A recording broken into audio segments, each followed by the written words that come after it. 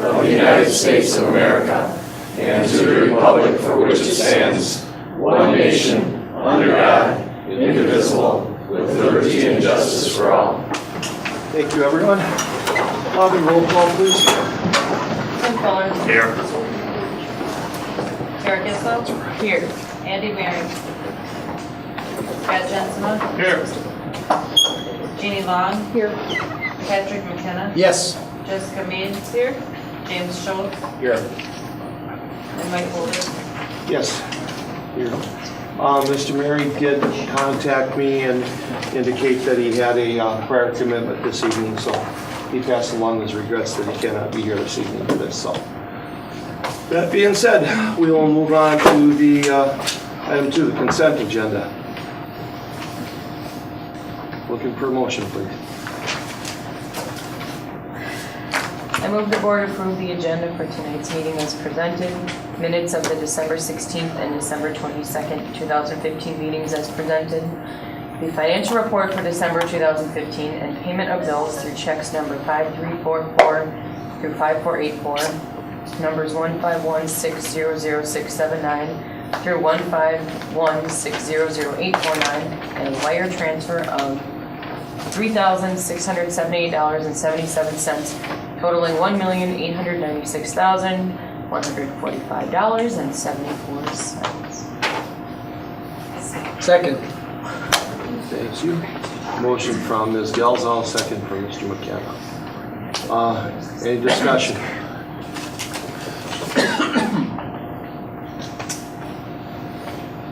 Okay, hearing none. Bobby, roll call vote, please. Tara Kissel. Yes. Andy Mary. Scott Jensma. Yes. Jeannie Long. Yes. Patrick McKenna. Yes. Jessica Mead. Yes. James Schultz. Yes.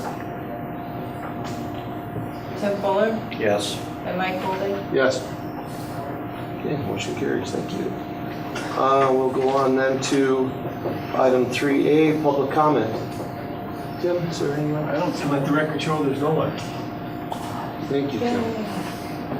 So, we will move on then to item 4, new business. 4A, student rep report. Brennan, give us a skinny. All right.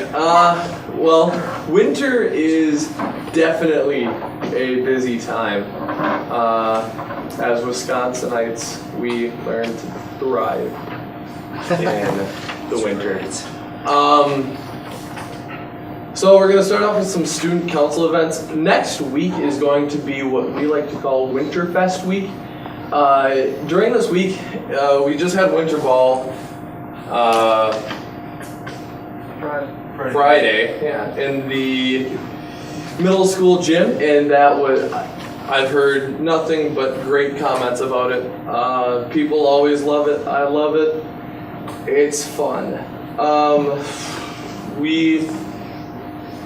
In lieu of that, we like to kind of embrace the winter on this coming Friday, which we're gonna have a lot of outdoor activities that kids can go do. There's also going like snowmobiling, snowboarding, outdoor games and stuff like that. You can also stay in. There's stuff like video games, board games. There's a movie. So that's a fun day. We take a half day to do that on Friday. But for the coming week, we do what's called Pride Week, and each day we set aside a day for each kind of pride that we should have for PBIS. There's pride in ourself, pride in our community, pride in our school, and pride in our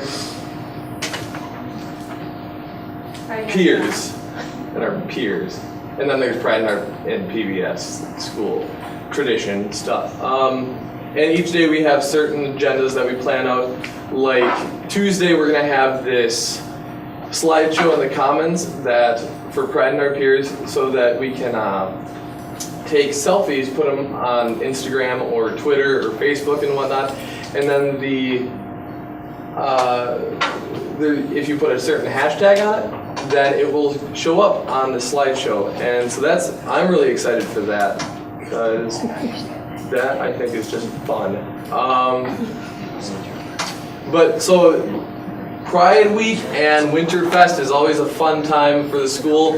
Kind of eases all the troubles of the previous finals that we just got to. Oh gosh, that was fun.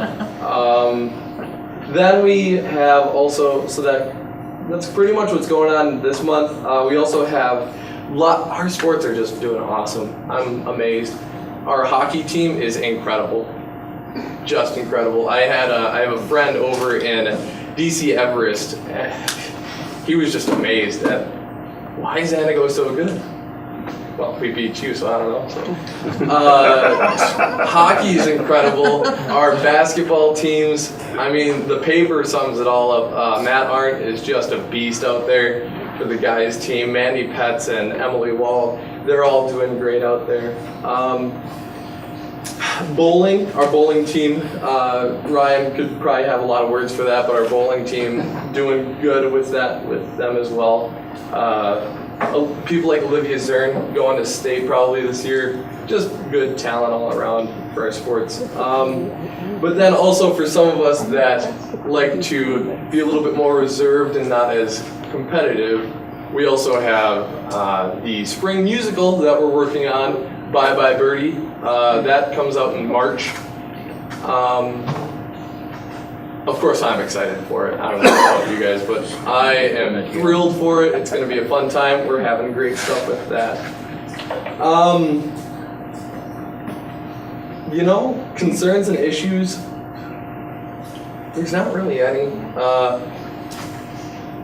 I think one thing, especially with, me, and just other students as well, we get into winter and you get deprived of vitamin C or whatever the sun gives you, and then you get into the depression of the winter, and so, I mean, people really do get into this weird mood swing, and I think that as a student myself and our staff should also be conscious of that, not only for the students but also for the staff because they go through it, of course.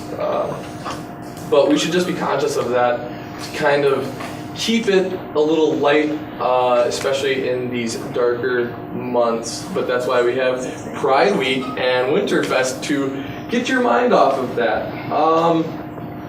And I think that is all. Well, I'm going to recommend that Mr. Zamzow get you a little more science training.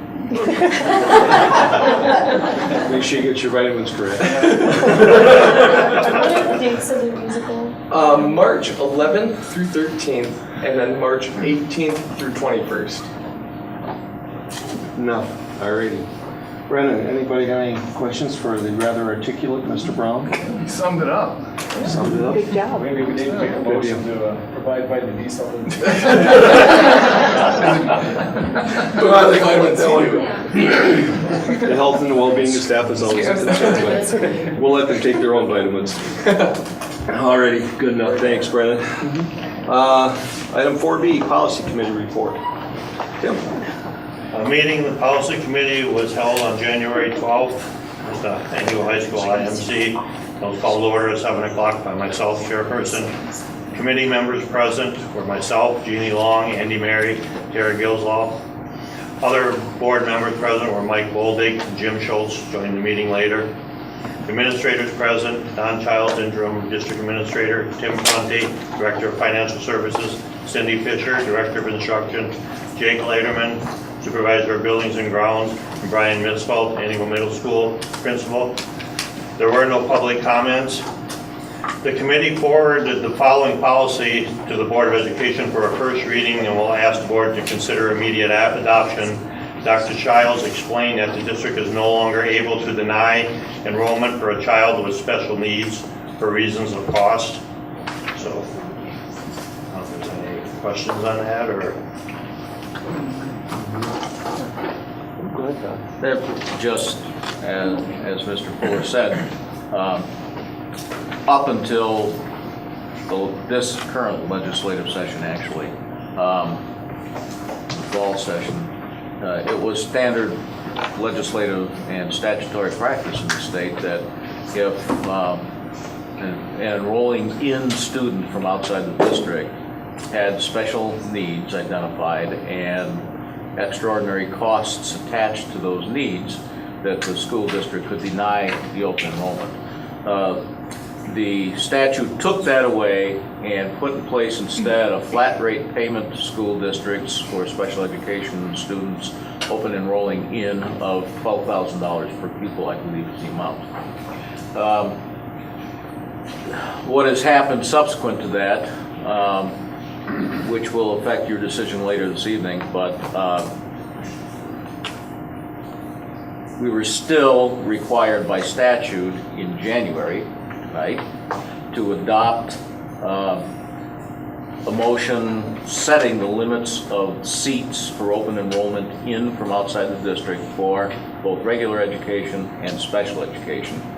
And as we had in the last couple of years, because our special education population is high, we had left open enrollment for regular education students simply open and set 0 seats for special education. We can no longer do that. We have been told that there is a lawsuit pending and it's at the federal court level, and we don't know how it's going to be resolved, but essentially we're being advised that we need to have some kind of rationale for denying open enrollment in students if we're opening seats up for regular education students. We do have those rationale, and I'll talk about those later. Okay. Any other questions on that one?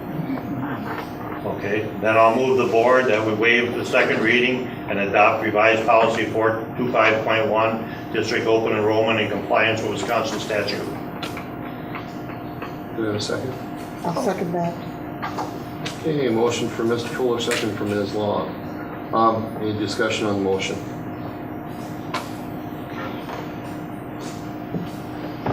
Hearing none. Bobby, roll call vote, please. Scott Jensma, Yes. Jeannie Long, Yes. Patrick McKenna. Yes. Jessica Mead, Yes. James Schultz, Yes. Tim Fuller, Yes. Tara Gizlo. Yes. Andy Mary, and Mike Foley. Yes. Very good. Okay, Jim. Continue. Okay, the policy committee has also brought the following policies for a second reading. Okay, 342.3, the gifted and talented. So it was all the same as the first reading, so there was no changes in these, correct? That's good. And there was 342.5, the Title I. And then 342.51, Title I, parent involvement. So, anybody have any issues on any of them? Okay. Then I move the board adopt revised policies 342.3, gifted and talented, 342.5, Title I, and 342.51, parent involvement. Second. Okay, motion for Mr. Fuller, second for Mr. Schultz. Any discussion? Hearing none. Bobby, roll call vote, please. Jeannie Long, Yes. Patrick McKenna, Yes. Jessica Mead. Yes. James Schultz, Yes. Tim Fuller, Yes. Tara Gizlo. Yes. Andy Mary, and Mike Foley. Yes. Oh, you forgot Mr. Jensen. Scott Jensma. Yes. Yeah. We realize you haven't forgotten. That's all right. I'm just here for winning. Okay. Anything else, Tim? Yeah. Then the committee discussed legal consideration regarding transgender students. And Dr. Childs will continue research on this subject and draft a policy when applicable. I don't know if there's anything else to add to that, or Not at this point. at this point, okay? And then the committee discussed reimbursement to board members for an internet connection, not the monthly usage charges. And Dr. Childs will draft a policy and bring to February meeting for committee review. The next policy committee meeting will be on Tuesday, February 9th, 2016 at 7 p.m. at the IMC. And the meeting was adjourned by unanimous consent at 7:25. Okay. Very good. Thank you, Tim.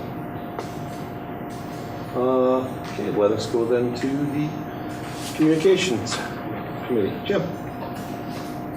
We had a community relations and communications committee meeting January 20th. It's held at the North Elementary School. Or is this? No, this is a different one here. Am I reading? I'll have to change that in minutes. It should be North Locations Elementary. Yeah, it's at the North Elementary School. Meeting called to order by 6:30 p.m. by myself. Committee members present was Patrick McKenna, Jessica Mead, Scott Jensma, and other board members present, Mike. Just Andy Mary. Andy Mary. I was not there. Settled. I was previously occupied. Administrators present was Tim Prunty, Director of Business Services, Heather McCann, Middle School Associate Principal, and Glenda Davis, Elementary Principal. And a couple other committee members showed up. There's no public comment. Patrick McKenna opened the committee meeting with point of order, wondering how we held committee elections and to appoint the chairperson. And we just researched as a standard procedure for the committee of the whole in February. And then the committee members and non-committee board members report on community languages. We discussed at length the reaction with the public and the proposed referendum, different aspects of it. Committee members shared that many committee members seem to be misinformed, some confused on the upcoming referendum. Scott Jensma said that he had folks express their displeasure with Crest Mattoon being the choice, rural schools to remain open. And the committee agreed that the board needs to meet with Myron Gray to develop a marketing plan, that social media should be a major source of communication. Tim Prunty asked how we can communicate through social media such as Facebook. As board members in administration, we are affiliates of the USDA and are allowed to provide factual information with an unbiased opinion. The committee further discussed reconfiguration of grades, K through 12, busing, and timeline for facilities consolidation based on the referendum results. And we had a PBIS committee report by Heather McCann. She shared the activities of the PBIS committee. The committee is concentrating on the following: district-wide attendance guidelines consisting of coding district-wide, incentives for good attendance, and the direct correlation with attendance and grades. And she also talked about annual Pride Week from February 1st to February 5th. I think she brought up a good point too about, I think she said something about the State Department of Public Instruction is their attendance. They're going to be able to on a daily basis know the attendance of every school statewide with the something like that. That's over here. Yeah, I thought that was very interesting Eventually, too. yeah. So that's quite a jump in technology, and also plans to report that. Big data. Our next committee meeting is February 10th, 2016 at 6:30 p.m. at Pleasant View School in Antigo, rural Antigo. And Scott, I think I talked to Amy about, we do that, like have an open house for the wildlife museum that's there, and go from 6 to 8 o'clock, kind of have an open house and Okay. see what we can do with that and advertise that. And then the meeting was adjourned by unanimous consent at 8 o'clock p.m. Additions, perhaps? See if we can get more people. Good enough? Okay, thank you, Jim. You're welcome. Alrighty, we'll go on to item 5, other reports. The audit. Dave. Okay, go through the two documents that we provide as part of the audit. The first one is really the annual financial report, which represents the district's financial position, results of operations for the year ended June 30th of 2015. Just a couple things I'll point out, and then we'll go into the management communications. But the first thing is the independent auditor's report, which starts on page 1. This is our report to the Board of Education. It goes through that the financial statements contained in this document contain the various different financial statements required of a school district.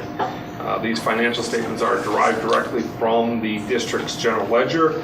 Our responsibility is to express an opinion. So if we turn to page 2, page 2 says that in our opinion the financial statements referred to referred to above present fairly in all material respects. So that's what we call an unmodified opinion. It means that we believe the financial records of the district accurately reflect what happened in 2015.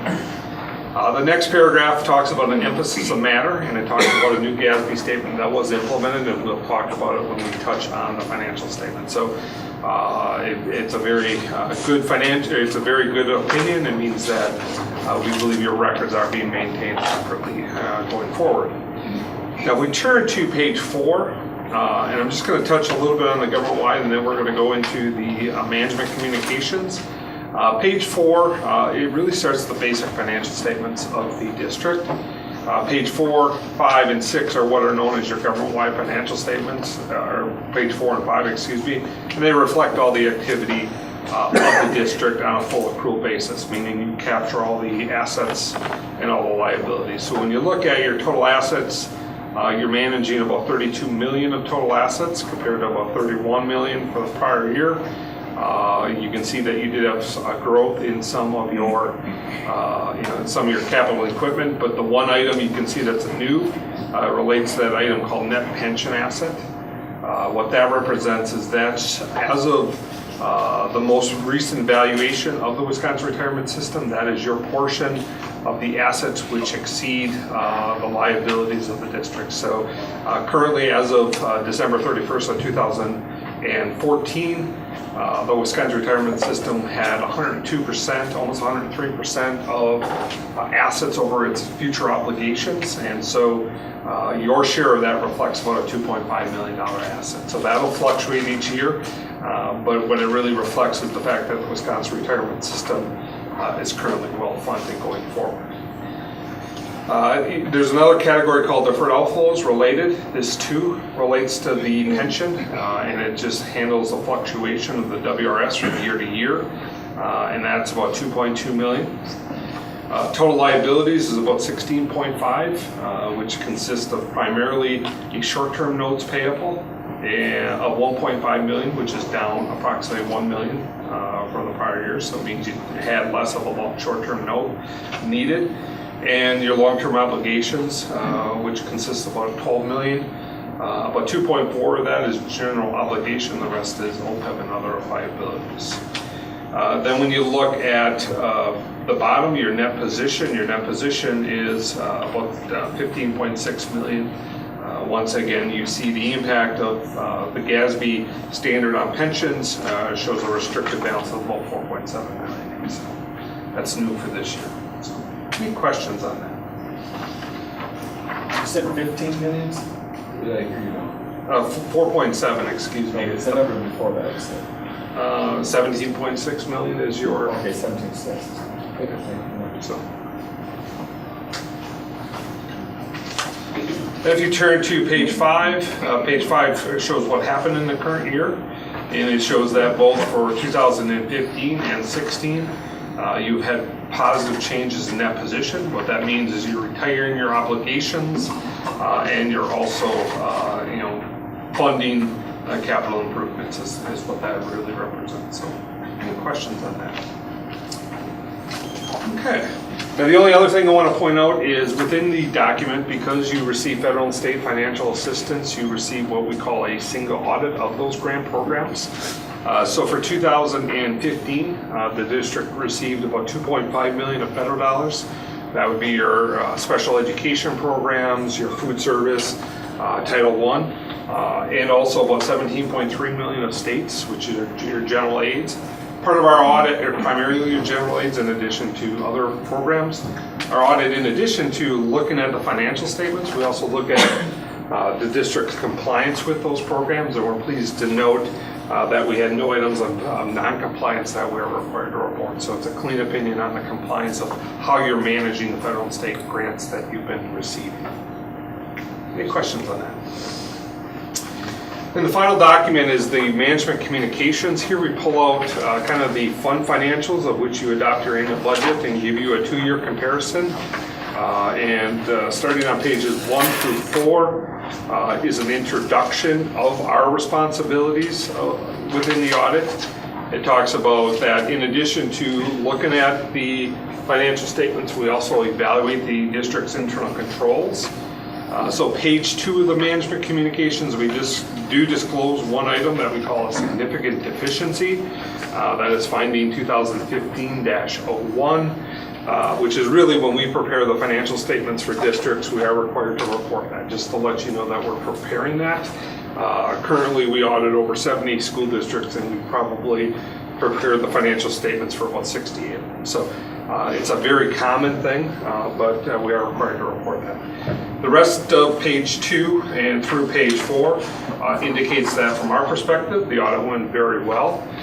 We do work with a lot of different people within the district, your grant individuals that are managing the grant or the business office personnel, and everyone was prepared when we came in, and we do appreciate that. If we turn to page 5 talks about the district's fund balance. So it's a 2-year comparison, so we like to look at what happened in 2015 and how that compares to the prior year. We like to focus on your general fund, which is your general operating fund. Now it shows that your general fund had a fund balance of about $5.9 million last year and about $5.7 million this year. So when you look at the 2 years, you're down slightly, about $130,000. When you look at some of the monies that were committed to capital projects, you can see that some of those funds were spent in the current year. And when you look at your unassigned did go up. So from our perspective, the general fund is in a very good shape as you enter the 2016 budget year. Currently, your fund balance represents about 19% of your budgeted expenditures. And it's one of the reasons, because of that strength, it's one of the reasons that your short-term borrowing was able to go down slightly in the current year. So we believe that's in a fairly good shape as you enter 2016. The rest of the funds are really for food service or various other uses, and no significant fluctuations there. Then if we turn to page 6, we do have one comment, which is more an informational comment, as our role is to inform you of what's all new and out there. So as we talked about the federal and state's the federal single audit report, the 2.5 million, effective in the end of 2014, beginning of 2015, the federal government finalized rules related to single audits, and they call them the Uniform Grant Guidance. So those are applicable for primarily the 15-16 fiscal year that you're in currently.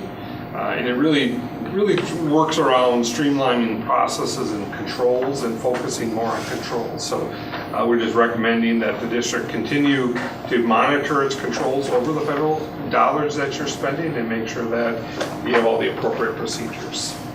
And with that, I'll entertain any questions anyone may have. Anybody?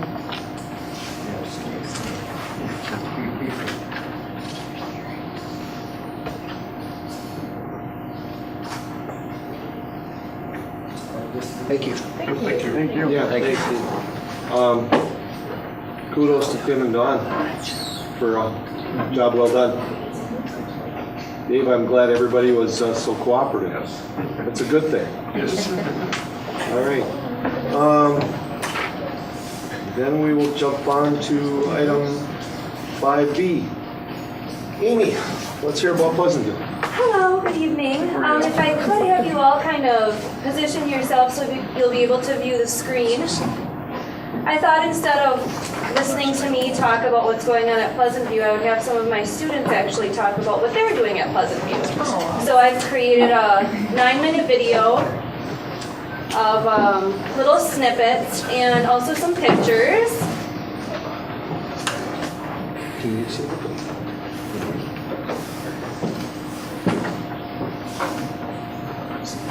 And I do have to apologize because the students speaking at the beginning are kind of quiet, so I'll crank the volume, but you kind of have to listen closely to hear what they're saying.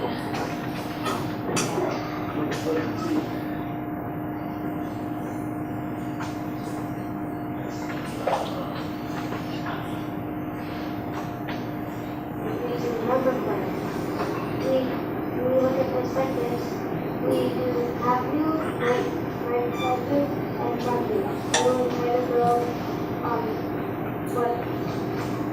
what it is. We use cubes to make it.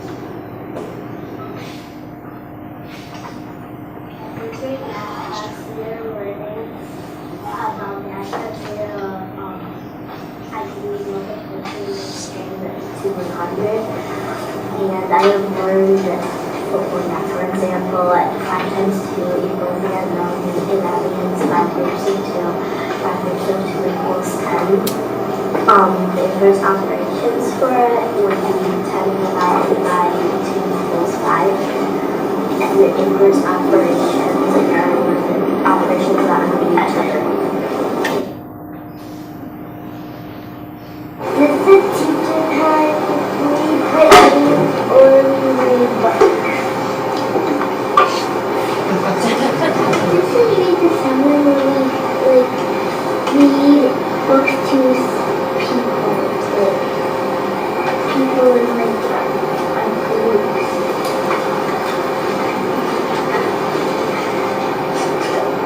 This is read to self. Read to self and we can use the winter books. This is good morning instead of working on. This is why I am going to read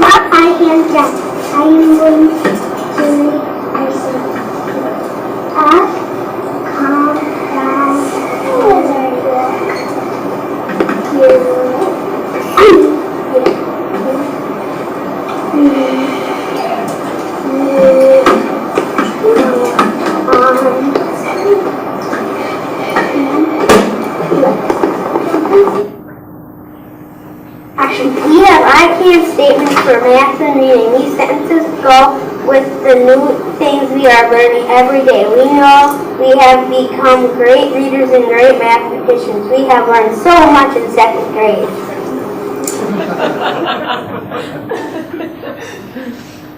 We used this to illustrate stories.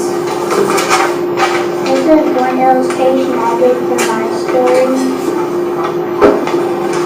Here's the other illustration I did.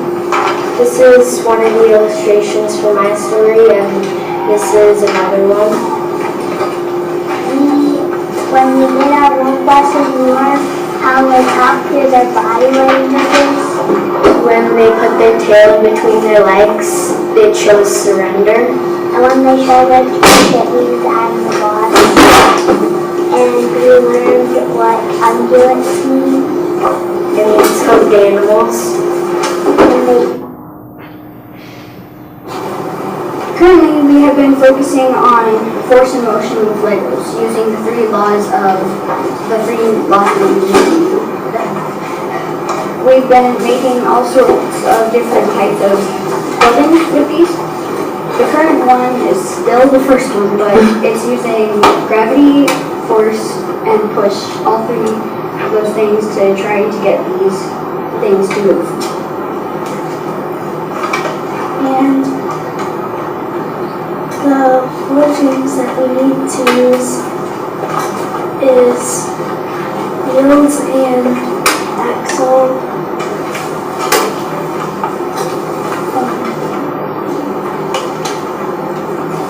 rubbers, rams, and pulleys. We've been starting on our claymation animation with clay, and we have a video right here. Animation is kind of when you take objects and you move them, but you can't tell that the people, if you do stop motion animation, you can't tell that people are moving it. You can only, it's a series of pictures with without people touching it.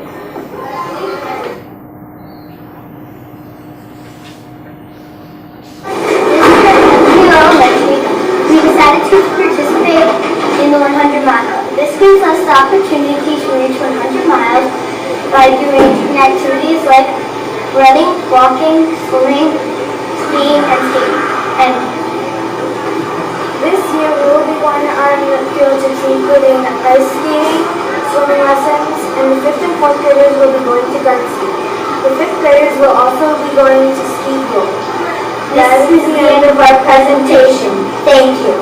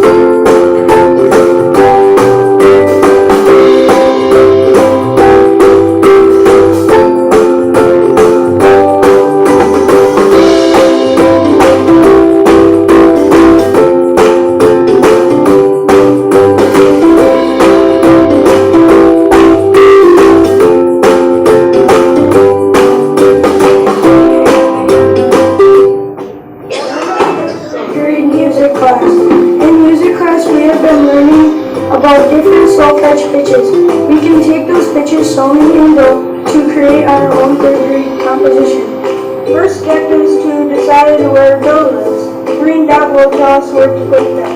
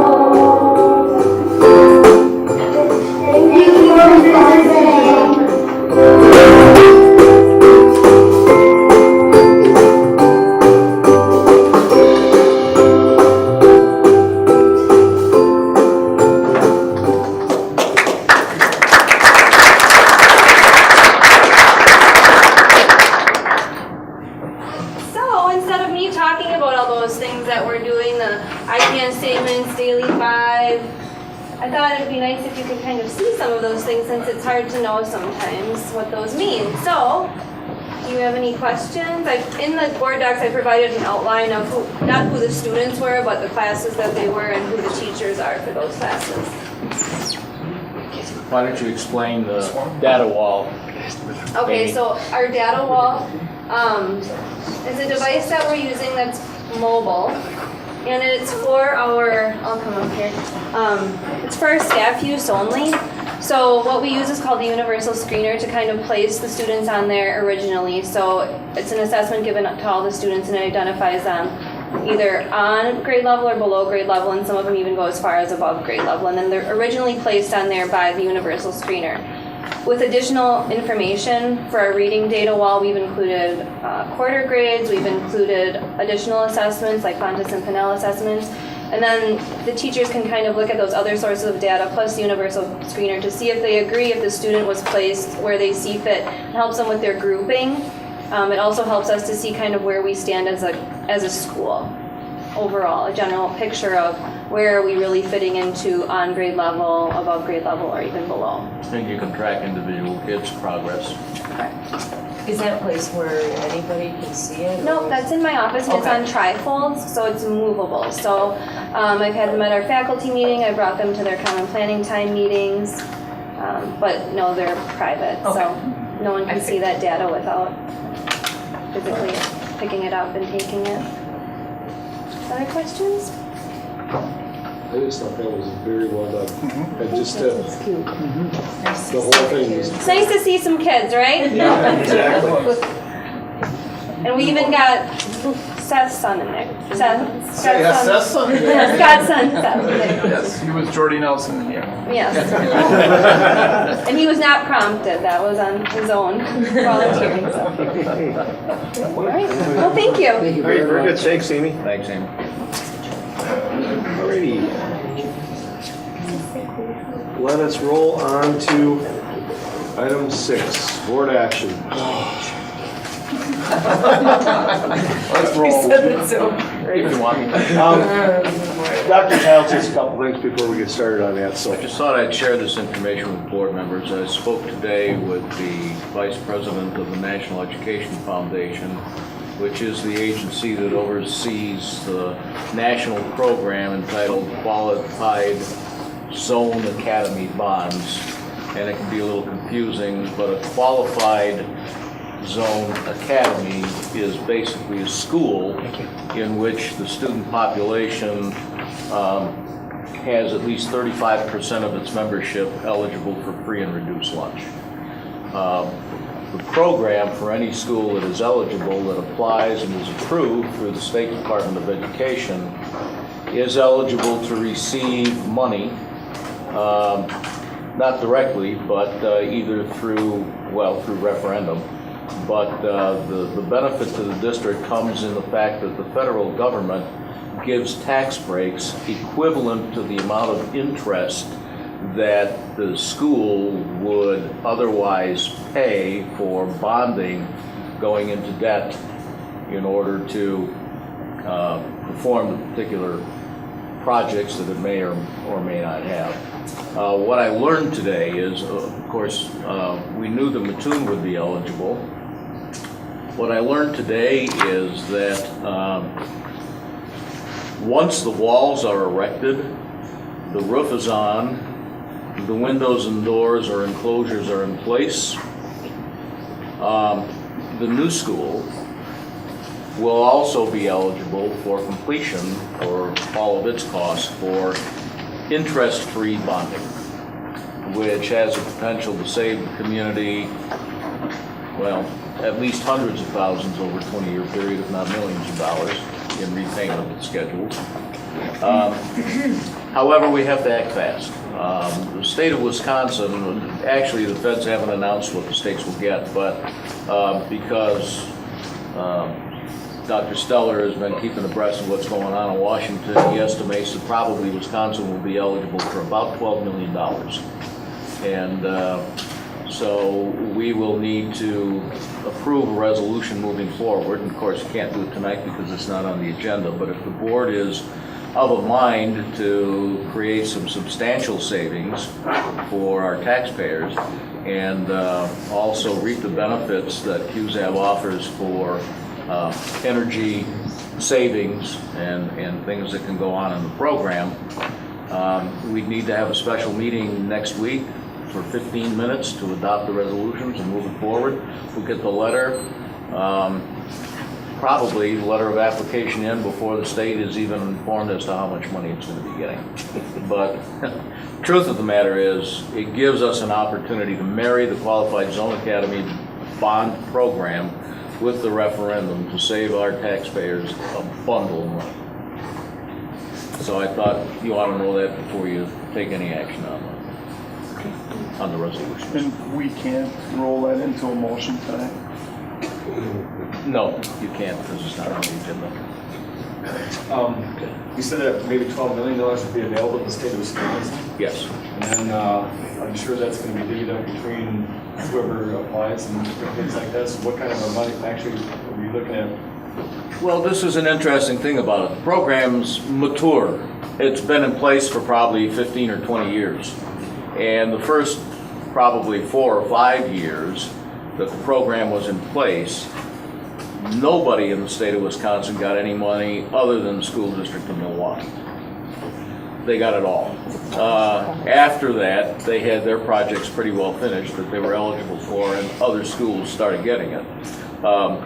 I've used it in 2 other districts, and you know, the fact is that because most districts have already gone excuse me, through the process of upgrading their schools and upgrading the energy, HVAC systems and energy saving steps, and have built new schools, the demand is down, and the reason that the National Education Foundation, which is housed at the State University of New York in Stony Brook, the reason that they have taken a role in this whole thing is that the federal government has retained them and pleads with them to please give away this money. They can't get rid of it fast enough. The process has just begun to age itself out where districts aren't applying for it because they don't need it anymore. So it kind of puts us in an interesting position. I wouldn't sit here and tell you that we have a high degree of even possibility of getting all of it, but I think we could get a substantial amount of it. I think we could get virtually all of the cost of retrofitting and adding to and upgrading the tune on interest-free. And I think we might be able to get a substantial portion of finishing the new school. So I think it's something that, Definitely something. yeah, absolutely. When would you suggest for a meeting next week? Whatever fits your schedules, quite frankly. And with this, it can, you don't use it all at one time. You can dip into it Yes. whenever you need it. Yep. Don, I haven't checked Hughes App in a while. Does it still require a local match of some kind? No, well, yeah, a 10%. But National Education Foundation takes care of that. And the way they do it is by providing technology, including curriculum, including coursework for credit for teachers and for students, including hardware and peripherals and software and whatever else we need. They get back 5% of the cost of that as we go through the program. That's how they meet their costs. So.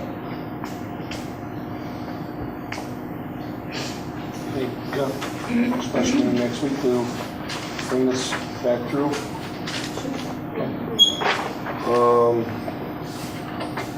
Check the calendar. Monday, 6:30. That'd be Monday, February 1st. Can everybody make it? Okay. Let's have a special meeting next Monday, February 1st. 6:30. 6:30. Here. Yeah, let's do it here. Okay. Okay. We should be out of here in less than half an hour.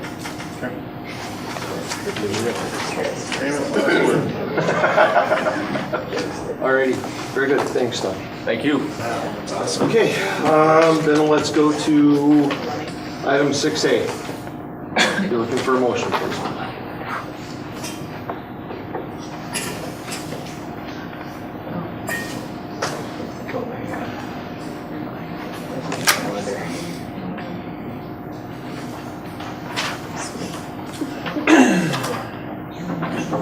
I move the board adopt the resolution authoring issuance of general obligation bonds in an amount not to exceed $45,900,000 for the public purpose of paying the cost of a school building and improvement program consisting of acquisition of land for and construction of a new elementary school, additions, remodeling, and upgrades at the remaining 2 elementary schools, district-wide capital maintenance improvements, and acquiring furnishings, fixtures, and equipment. Second.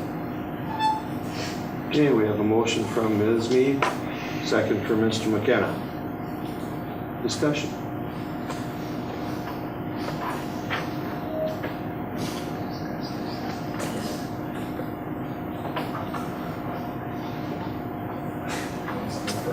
Hearing none. Bobby, roll call vote. Scott Jensen. Yes. Jeannie Long. Yes. Patrick McKenna. Yes. Jessica Mead. Yes. James Schultz. No. Tim Fuller. Yes. Tara Gissel. Yes. Sandy. Marion's absent. Mike Boldy. You forgot Ms. Long. No, she Oh, she did? Yeah. Oh, in that case, yes. Thank you. 7-1, motion carries. Okay. On item 6B.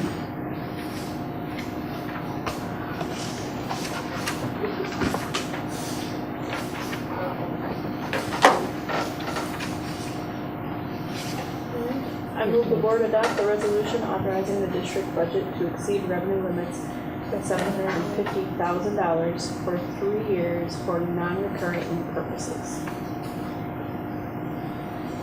You have a second? Second that. Okay. Discussion. I guess the only thing I'll say is when I've had discussion, I've had talking with different people and stuff like that, is I don't think it's a good thing to end it with. I think it's, people don't want it.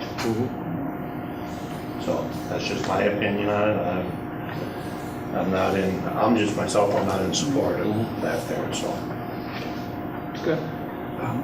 I voted against it, but I'll vote in favor of this because it did pass as a group, and I support the board in general. I do share some of Tim's concerns as well. If other people who were in favor of the original were more opposed, I would reconsider that, but.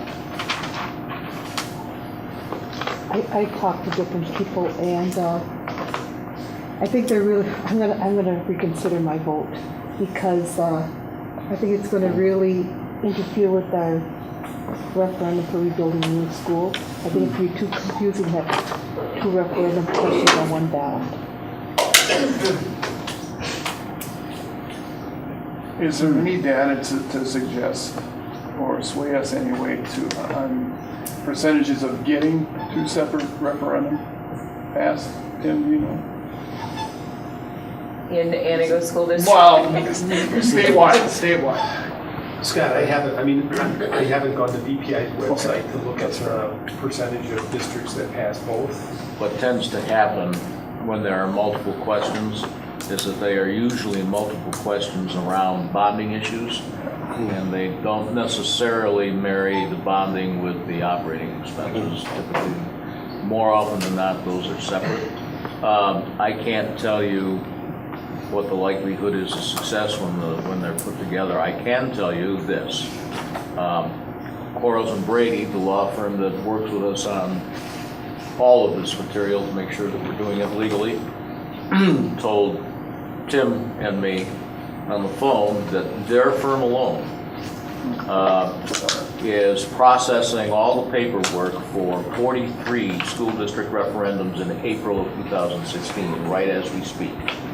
I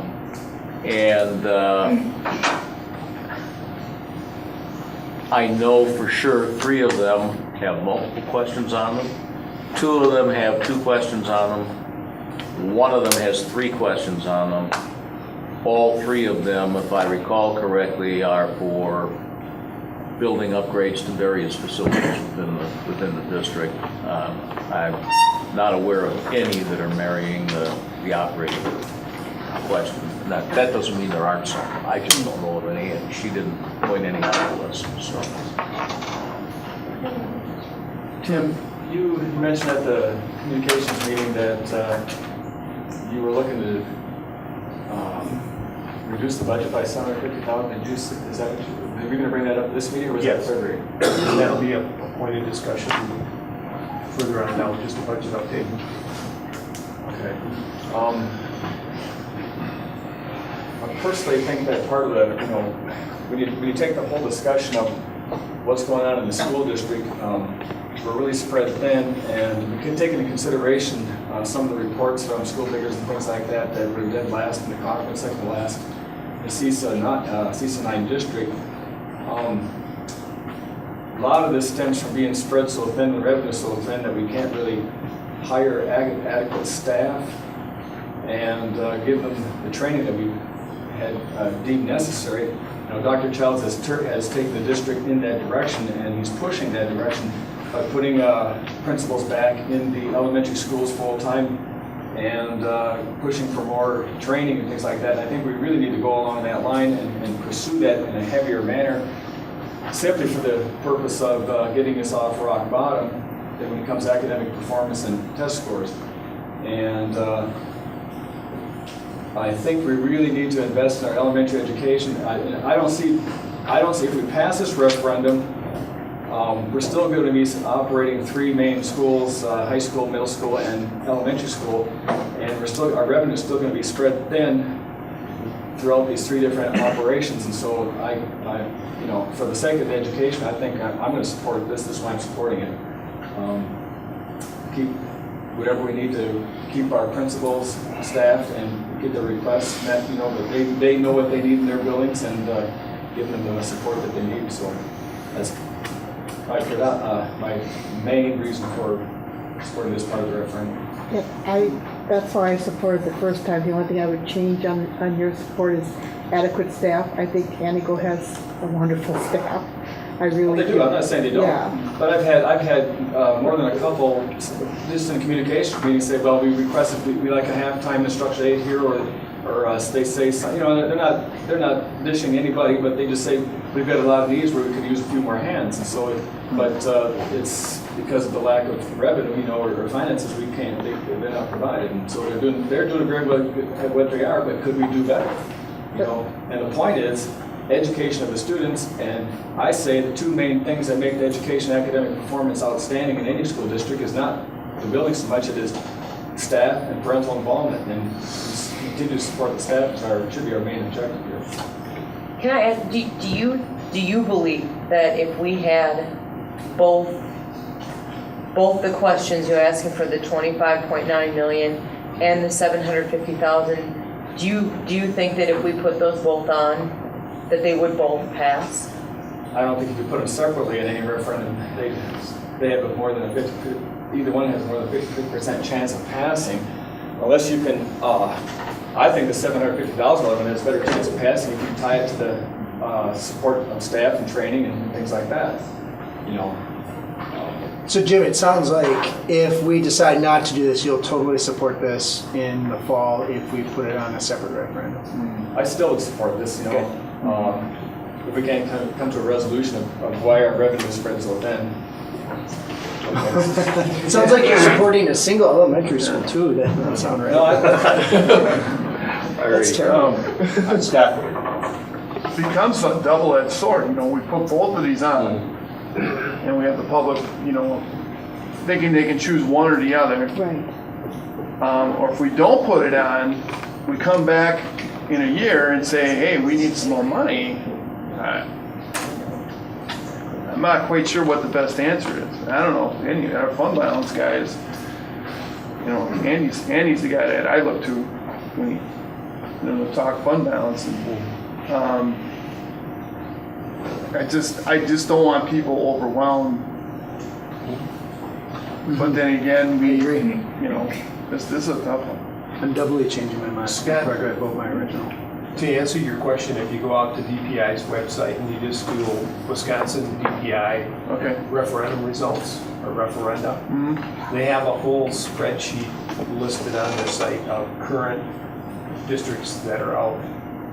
And I would say the vast majority are either a capital issue or, I would say the majority of them that I see on here would be for an operating referendum. That's not to say that there aren't some with both. Now, I would tell you that, yes, at the last meeting I did is cast the vote to bring this forward. And I've had a lot of research and a lot of input from a lot of different people subsequent to that. I think if we put this on this ballot, we stand a chance of nothing going through. And I would not support the idea of bringing this back on the ballot. I think it's something that we've got the discussion started in the community. Hopefully they'll understand it, or they will, if they don't, they will start asking some questions as to why, which I think helps address some of your concerns, Scott. But I think we're shooting ourselves in the foot, so to speak, if we bring it forward. And to get the public to understand that it is a looming, it does loom out there. It will become an educational process, which is why we're the Board of Education. It's now our job to educate. I don't know which of you said it at this point, but when you were discussing this before, there was an observation made by a board member that the real need here would be for total transparency to make the community understand that if the question doesn't appear in April, it's going to appear in a not very distant future. It will come back because the revenue stream is new.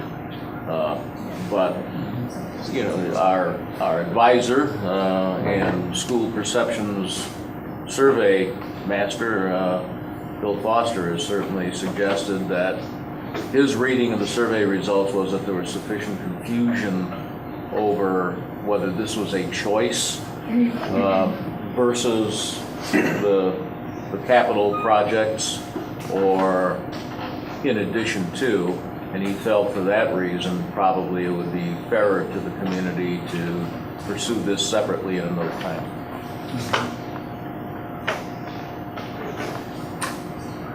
Any additional discussion? In different ones that I talked to, I think they're referred to as, are we the purple people? Okay, baby boomers, and they're gonna see these two referendums on there, and the first thing they're gonna say, our property taxes.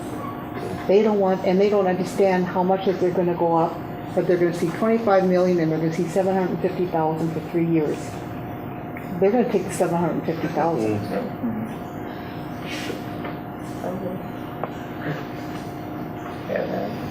Anybody else? So there is more than 55% over the age of 50 in this district, so you might get that referendum passed. For the 750, but what about the new school, or, the school? It's always another year. I think what the board, maybe I'm not speaking for the majority, but for me, I would rather see the 25-9 pass than take a chance at getting the 750 pass. So that's, and I believe I voted this down last time, and I will do that again for that reason. Well, you are speaking for yourselves. What's that? You are speaking for yourselves. All right. That works. Okay. Do you guys have any input on any of that? Nah. Smart vote. Okay, any further discussion from the board? Hearing none, Bobby, roll call vote, please. Jeannie Long? No. Patrick McKenna? No. Jessica Mead? Yes. James Schultz? Yes. Tim Fuller? No. Tara Kislow? No. Scott Jensema? No. Mike Coldick? No. 7-2, motion, or 6-2, excuse me, 6-2, motion fails.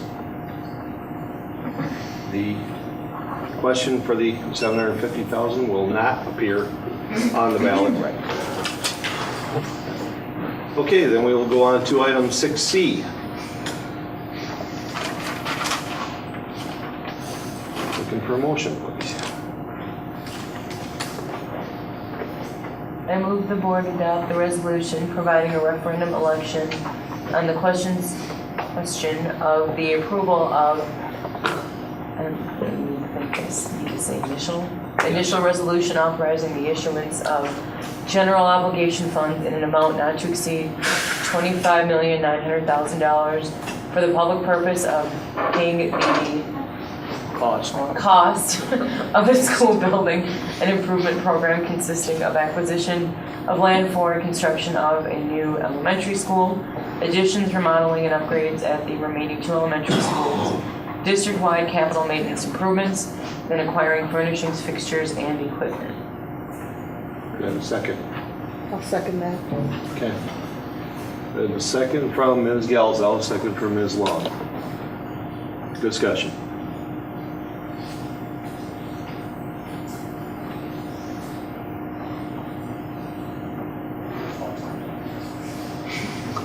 Yeah, no. Go ahead. That's what we're here for. Well, I just don't think this is gonna answer our financial problem, but that's all I got to say. Okay. Anyone else? Bobby, roll call vote. Patrick McKenna. Yes. Jessica Mead. Yes. James Schultz. No. Tim Fuller. Yes. Tara Gissel. Yes. Scott Jensen. Yes. Amy Long. Yes. Mike Bowling. Yes. 7-1 motion carries. There. Nobody had a heart attack. You can all breathe now, it's okay. We're gonna do them. One big collective breath. There you go. Alrighty. In that case, since we've all got that out of the way, we'll go on to item 6D, Bright Bites Incorporated Service Agreement. Yeah, well, this is actually an organization that we connected with a year ago, Amy? We've actually been using them for about 2 years. Almost 2 years now. And they give us some pretty interesting data. Most of it goes to Mark and to Amy, and I'm going to let Amy talk about it a little bit in terms of what it is. But it gives us some really, really good data on how and whether we are making use of the technology that we have and how we compare to others. Amy? So actually when I started working with the technology committee, we were creating like a checklist to kind of determine what kind of skills our students and our teachers have or do not have, or what kind of infrastructure we do or do not have, and things of that nature. So Dr. Childs actually recommended this company 2 years ago, and they have the questionnaire, they facilitate it, they gather the data, they give us, they actually provide the professional development or the next steps or the goals that we need to do for our students, for our staff to make them grow effectively and efficiently. And I've actually been sharing out the information with our tech coaches now. We have a tech coach, at least one for each building, which is a teacher or a support staff member that kind of leads any sort of updated information on technology for our staff. So it provides all of the it's a nice, easy button, I guess you would say, to help us craft professional development for technology for our staff and students. Thanks, Steve. We'd be looking for a motion then, please. I move the board approve the Bright Bites service agreement in an amount not to exceed $4,878.15. Okay, motion from Mr. McKenna, second from Ms. Mead. Any further discussion? Other than Amy enlightening us as to what this is. Thank you. Does everyone understand it? In that case, Bobby, roll call vote, please. Jessica Mead. Yes. James Schultz. Yes. Tim Fuller. Yes. Tara Gissel. Yes. Scott Jensen. Yes. Jenny Long. Yes. Patrick McKenna. Yes. And Mike Bowling. Yes. Motion carries. Okay. Item 6E, agreement with City of Antigo for the use of the baseball and softball fields.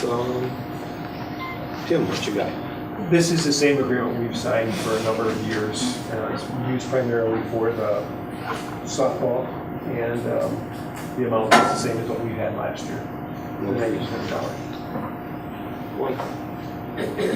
Well, I'll move the board approve the renewal of the agreement with the city of Antigo for the use of the softball and baseball fields. Second. Okay, motion from Mr. Johnson, a second from Mr. Fuller. Discussion. It's pretty straightforward. Everybody's on good enough. Bobby, roll call vote, please. James Schultz, Yes. Tim Fuller, Yes. Tara Gissel. Yes. Scott Jensema, Yes. Jimmy Long, Yes. Patrick McKenna. Yes. Jessica Mead. Yes. And Mike Foley. Yes. Wonderful, thank you. Item 6F, the Spring Valley 5th grade field trip. Mr. Newfield. Greetings, everybody. I'm back. I apologize. We've got Mr. Yeager, our 5th grade teacher here, and Miss Mary Meister, our outgoing PTO president. It's going to be difficult to replace her. However, they came up with an idea, Bill did as a 5th grade teacher, to take a field trip. During a principal meeting, thank you, Nancy, brought up the possibility of when you do leave the state, you do need board permission. So I'm coming to you with my tail between my legs because you know what? They're already fundraising and everything. Help the guy out. Okay, help the guy out. So you guys are up. Again, we apologize for putting the cart in front of the horse here. This trip hasn't taken place at Spring Valley. I don't know if it's taking place in the district. However, this trip, you guys were given a letter from me giving you the important information about the trip.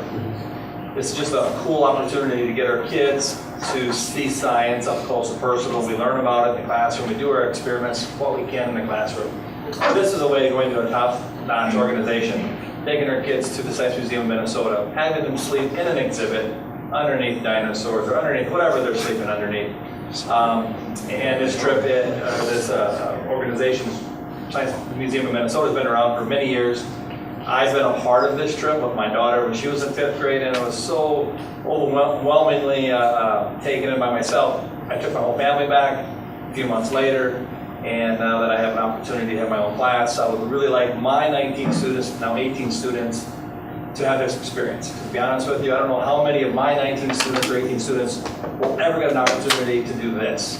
So with the board's goal and the staff's goal in this district to provide a unique, positive learning experience for our students, this is I believe, a win-win situation for the district because one, you have a staff member willing to do this. We have actually PTO is really not involved with this. She's a parent of this classroom. I'm just a parent tonight. So we have parents that are willing to raise the money, and for the school district, there's not a dollar being spent out of the school district's budget other than my salary to taking our kids 200 miles away to on this trip.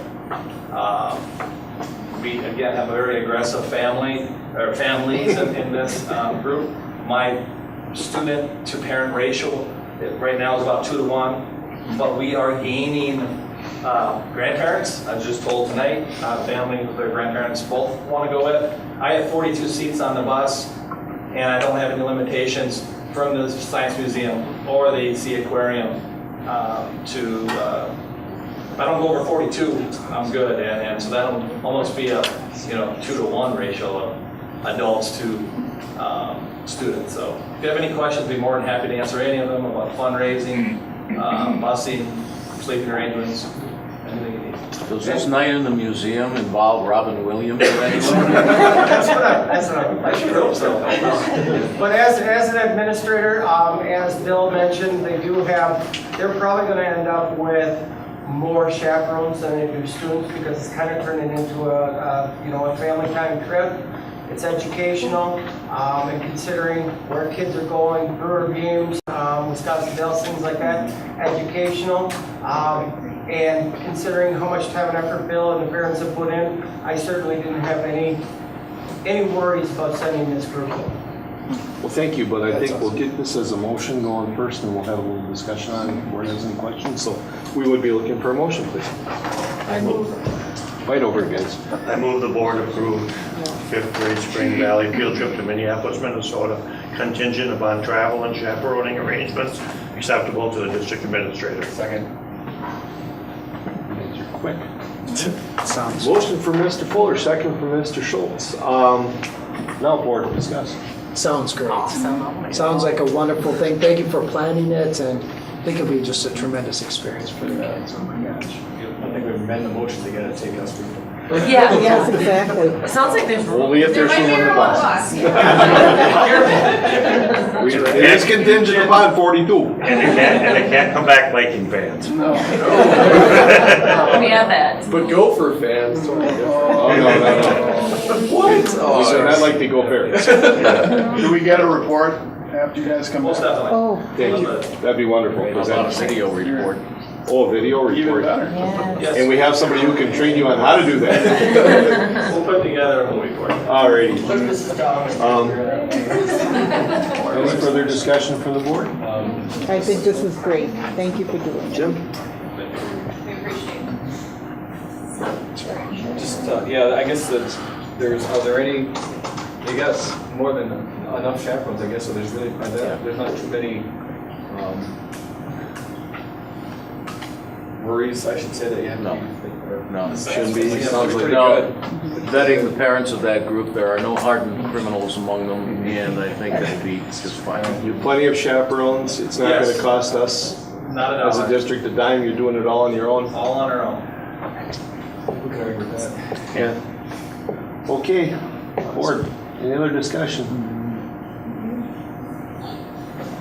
Voice vote. All those in favor? Aye. Those opposed? Motion carries. Thank you for your time. Thank you very much.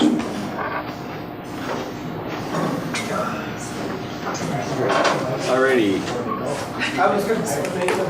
Well, stick around, the rest of the fun's gonna happen. Yeah, because now we're gonna talk about the budget. Did we do that already? They've never heard of it. Tim, what do you want to tell us? I just want to update the board to, after tonight's meeting, as we move forward with the process, that, we're looking at ways to potentially cut next year's budget. And so I put together a little budget process sheet based on what we've done in previous years. We know it's the second year of the biennial budget, so we kind of have an idea of where our revenues are going to be. Scott Gralla in the PMA model had those built in, and we know that based on our enrollment as of third Friday, we had to cut $750,000 anticipated out of next year's budget. So what I want to do is I want to work with Scott, knowing now that we've got our January count in. We'll also, that 4-key enrollment is also important to us. So after the February registration, we'll have a really good idea of what our expected enrollments will be next year. And we'll be able to refine that number as to what we need to cut. So in February, we typically start building the budget in the district, and we ask our principals and our various department heads to go ahead and put their budgets together. This will be at least the second or possibly even the third year of where I'm recommending a zero increase in building supply budgets. And when you take an example like at the high school, we do it on a per student allocation. If Tom's enrollment is shrinking at the high school and he's getting a freeze, it's kind of a double whammy in terms of his supply budgets. And that would be just an example. All the buildings would be the same. So I'm recommending that we do that. We'll also take, like we have in the past, take a serious look at any resignations or any retirements that we might have. We'll review the instructional areas. So when we talk about outside of those building budgets, we also have areas like in technology where we've got the Chromebook initiative put together. And we also do a lot of infrastructure off of E-rate. So we have approximately $165,000 in the budget for those two items. So it's split almost $80,000 apiece for that. So those will be areas where we're looking at. We have money in the budget for professional development, textbook adoption, very little. Right now we have about $45,000 there. And then we also have, this year we have about $65,000 in what I'm calling instructional capital equipment. So we can use that for desks, for furniture, for smart boards, that kind of thing. So we're reviewing those areas.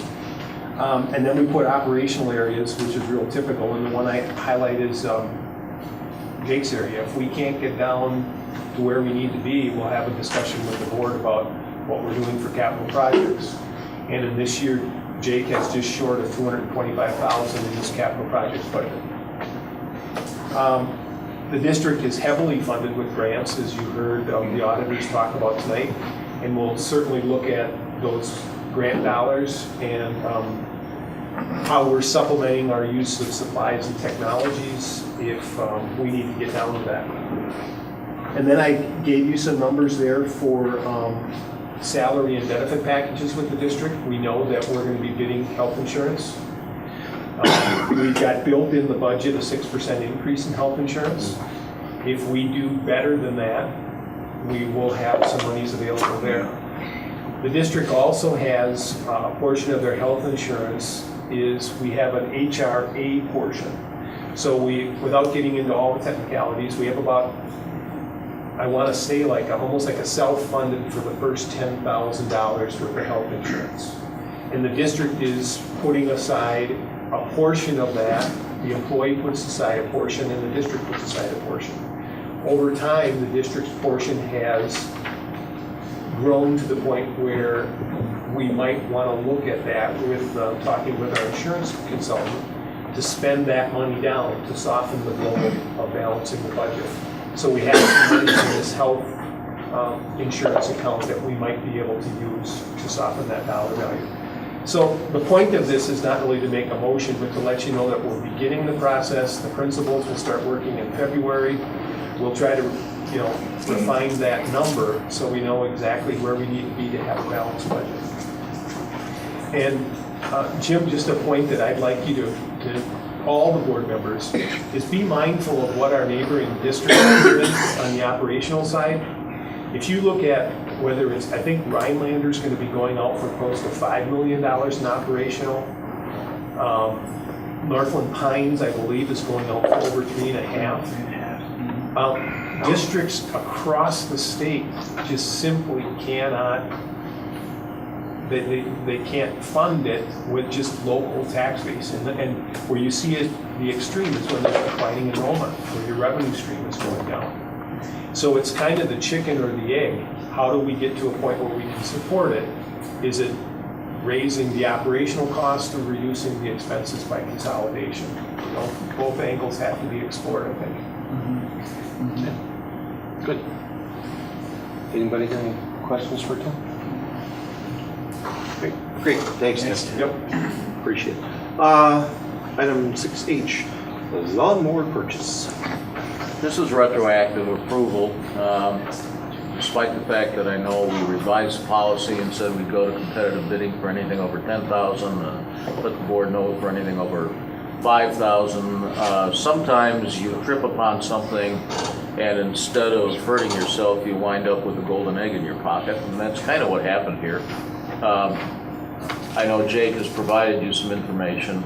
The original cost of a brand new piece of equipment like this would be about $31,000. We couldn't find anything comparable, and quite frankly, timing was everything because we'd have lost out on the opportunity to get this piece of equipment if we had waited any longer. So I told Jake to go ahead and purchase it, even though it was over that amount. Meetings will suffice, and I'll stand for them, but we need your approval for this. Be looking for a motion then, please. I move the board approve the purchase of John Deere model 1435 lawnmower with attachments, $12,000. Second. Okay, motion for Mr. Fuller, second for Mr. McKenna. Any further discussion on it? Yeah, I just got some questions on this, trying to figure out the handwritten notes on here, 60-inch deck versus a 72-inch deck, $1,250. Is that this total added value purchase mower versus this mower? What is that saying? What are we comparing here? I'm saying that if you were to purchase a more deck that's 72 inches versus purchase a deck that's 60, that's roughly the value difference for that markup if you were to buy it from, I worked with research now to get these numbers. Okay, so what did we were buying the 60-inch deck. The comparable lawnmower that I had on that sheet has a 60-inch deck. The one that we purchased has a 72-inch deck. Okay, I get it. Okay, all right. So it's a better value. Oh yes, absolutely.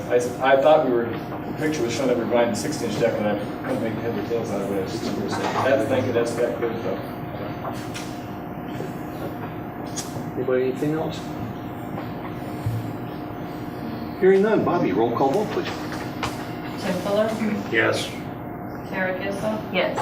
Scott Jensen? Yes. Jeannie Long? Yes. Patrick McKenna? Yes. Jessica Mead? Yes. James Schultz? Yes. Mike Foley? Yes. Motion carries. Item 6I, open enrollment limits.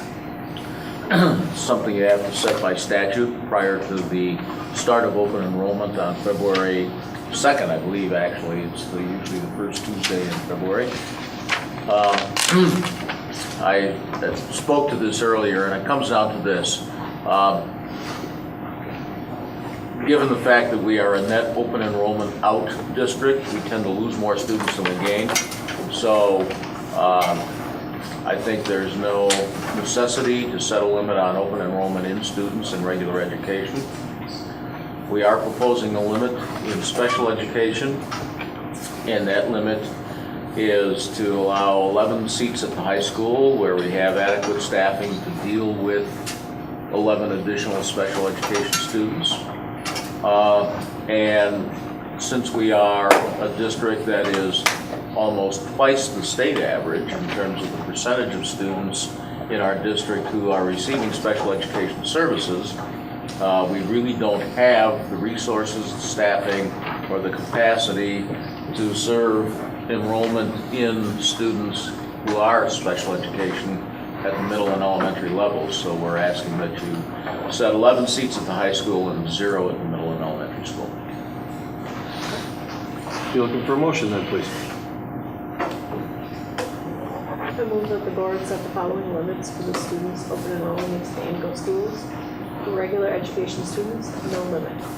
For special education students, 11 seats at the high school and 0 seats at the middle and elementary schools based on our presence levels and capacity. I'll second that. Motion from Ms. Mead, second from Ms. Long. Discussion.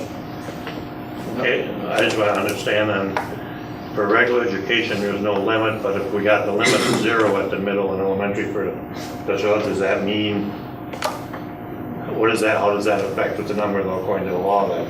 We can't allow special education, we can't allow regular either then? No, we can allow regular education students in as long as there are seats available. We are obviously subject to the limits of what has been up to this point, the SAGE program limitations. However, as of June 30th, the class size limits for the SAGE program participation go away.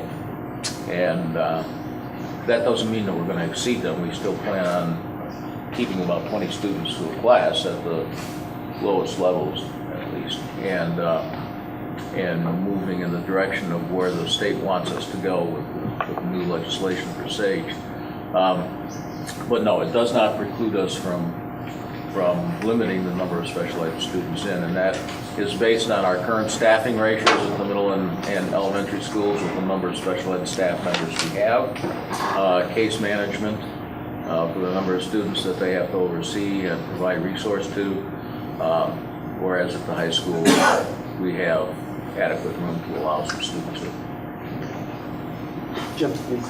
Yeah, But you still feel that we are overstaffed in high school, looking to pare that down over time yet? Is that correct? I think, I believe, and I've not heard any contradictions to that belief that we are overstaffed at the high school, and we're looking at ways that could be managed and handled, and certainly as we move forward, it becomes a budget issue, but we've been a little bit stymied by another law that is called maintenance of effort, where, if you reduce staff, other than for purposes of retirement or resignation, you are likely to be cited and lose money. Yeah. So, do you based upon past applications or anything like that, do you see a projected that we will fill that 11 seats with at high school? Or? I think that we will not fill those seats. I think we're probably in the process as we speak of filling one of them. And I don't know that we're going to have a whole lot of movement. All right. Anyone else? Bobby, roll call vote then. Tara Kissel. Yes. Scott Jensen. Yes. Jeannie Long. Yes. Patrick McKenna. Yes. Jessica Mead. Yes. James Schultz. Yes. Tim Fuller. Yes. And Mike Bowley. Yes. Motion carries. Okay, item 6J, new hires. Looks like we have two. Tina, you want to speak to the new hires? I can. The first is Bonnie Hessedal. She is going to be Terry Hill, who's going to be retiring.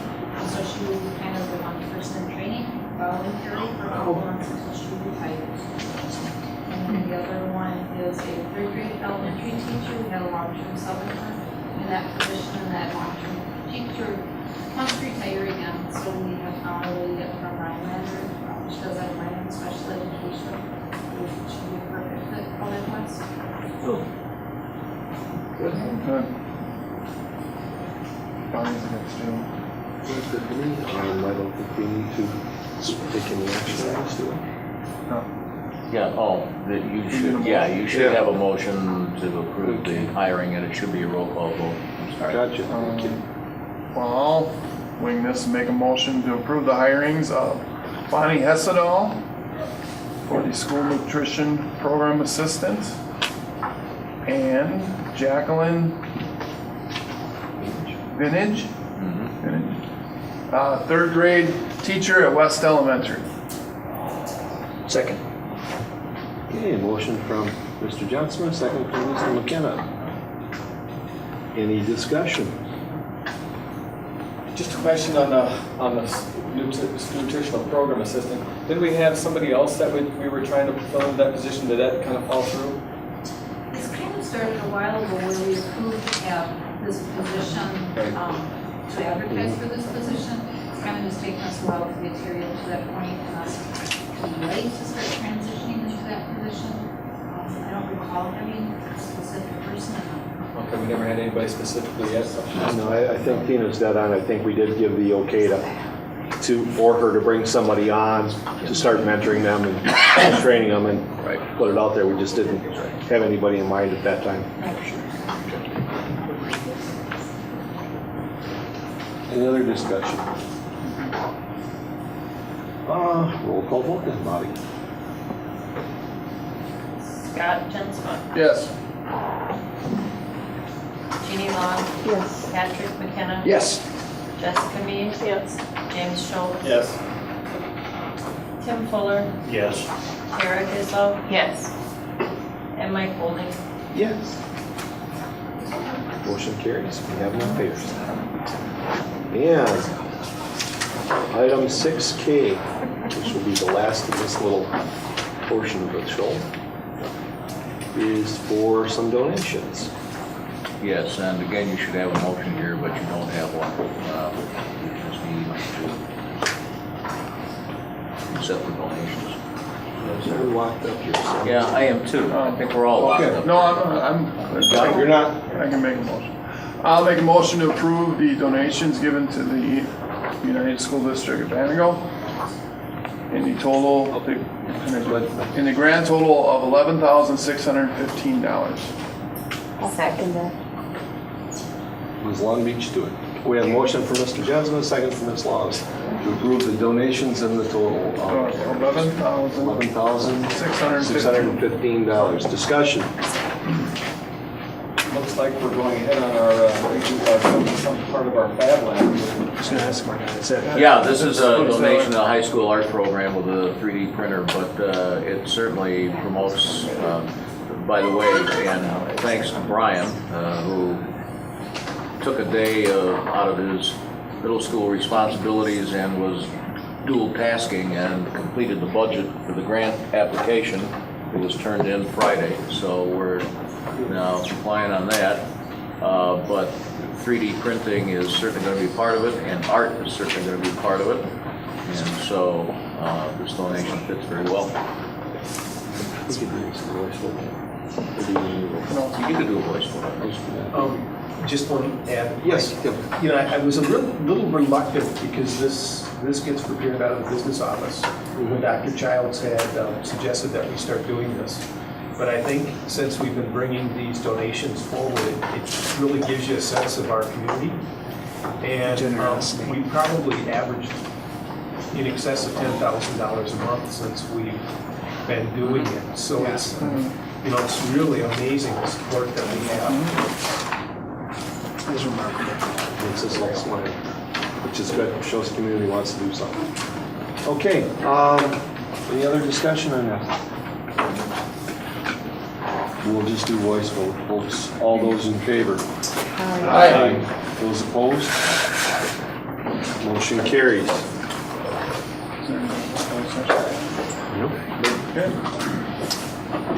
Brendan, no, Brendan wants one thing. One last thing. On the agenda. In my diatribe? What? In my little report, I did forget a few things. As in a few things, I made a lot of things. So I created a email, and I have you all in it if you would like it. Yes. Anybody who doesn't. Please do, and we'll And I also peruse it. have If we have any questions, we know where to find you. Excellent. Brilliant, Thank you, Of Brian. course. In that Brian case, has never sent us an email. I'm going to talk It's not like I'm trying to do it to make myself look better. we would be looking for a motion to adjourn. I'll make sure you know. Adjourn. Second. We have a motion for Ms. Gals to adjourn. We are adjourned.